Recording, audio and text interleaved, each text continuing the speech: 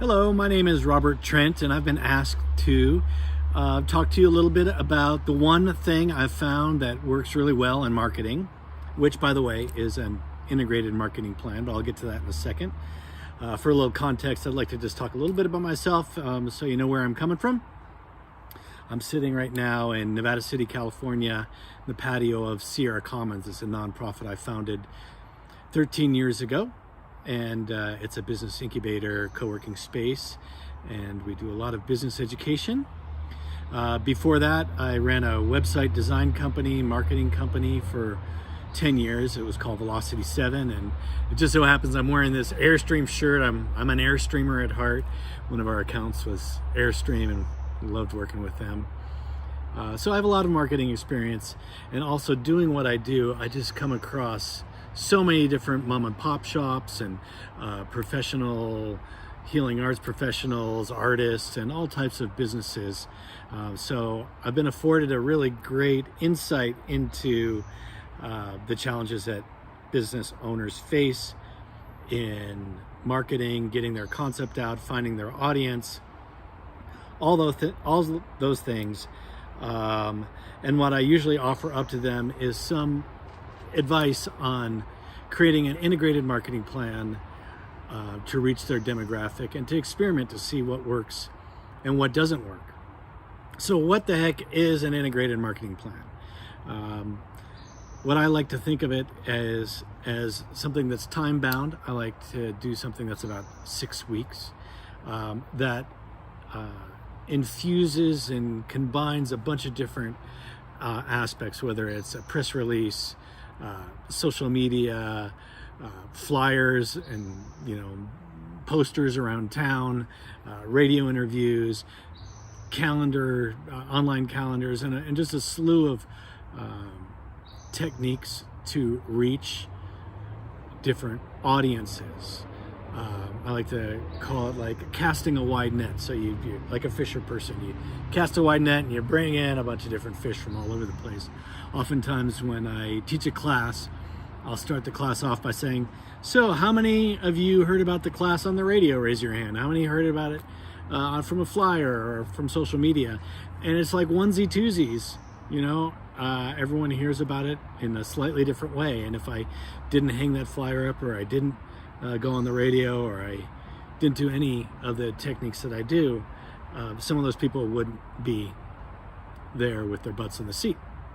So it takes an orchestrated, thoughtful approach in getting people to show up to an event, to click on a link, to visit your website, to give an email address, to raise awareness of your business, any of these things. It has to be done thoughtfully and not just kind of ad hoc, really.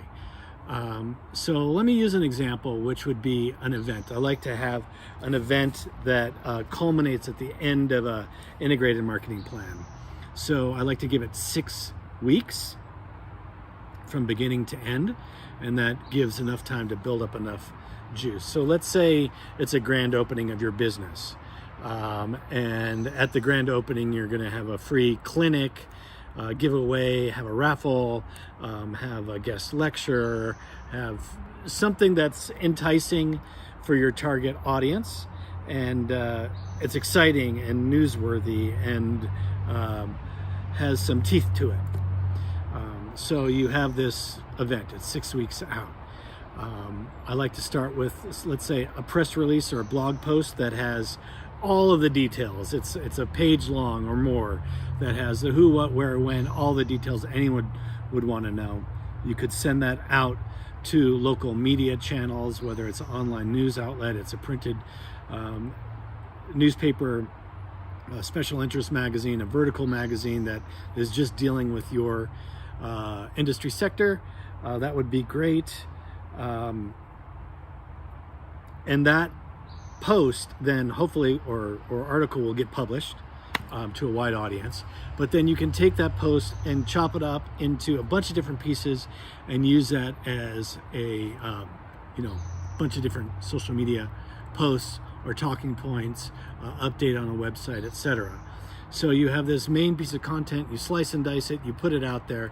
And what I like to do is have 3 themes. So if this grand opening is about community building, about wellness, and about a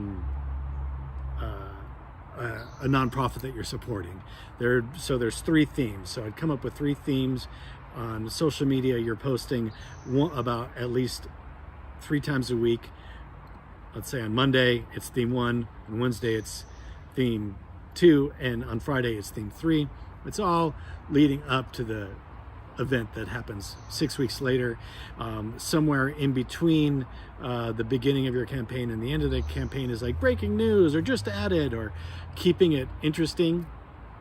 Another important technique in that is to reach out to partner organizations, maybe not competitor, but partner organizations, and hand it to them on a silver platter. Could you please put this in your newsletter?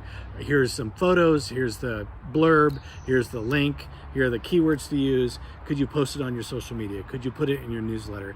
And those people that, those organizations that have your audience, you share the same audience, but maybe their audience isn't on your newsletter list already, or they're not friends with you on Facebook, not yet. But when your event goes out in this organization's newsletter, then you get to gain their customers, gain their eyeballs of their customers, and build your audience. So think about what's working for you. Write that major who, what, where, when piece, divide it up, have some themes, and then when you hold your event, it's like the ta-da! And be sure to collect email addresses, give people the next step for them. Oh, so you came to our event, now here's a 50% off coupon for your first visit, or something like that. So you keep the ball rolling, cast a wide net, reach out, develop partnerships that you can reach a wider audience, and have fun. And so this technique has worked well in the past, and I suggest you try it out yourself. You can visit Sierra Commons at sierracommons.org, and my contact information is there. I'm also a business consultant with the Small Business Development Center, so maybe we could hook you up with the Small Business Development Center, and we could work together. I wish you the best of luck in your business, and thanks for listening. Take care.